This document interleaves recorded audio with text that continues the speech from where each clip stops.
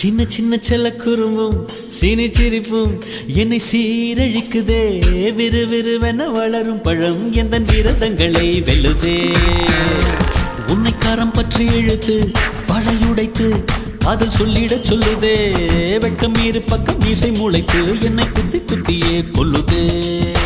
காதல் எந்த நீதி வழி கைய வீசி வந்த பின்னும் கால் கடுக்க காத்திருக்க எதனாலே?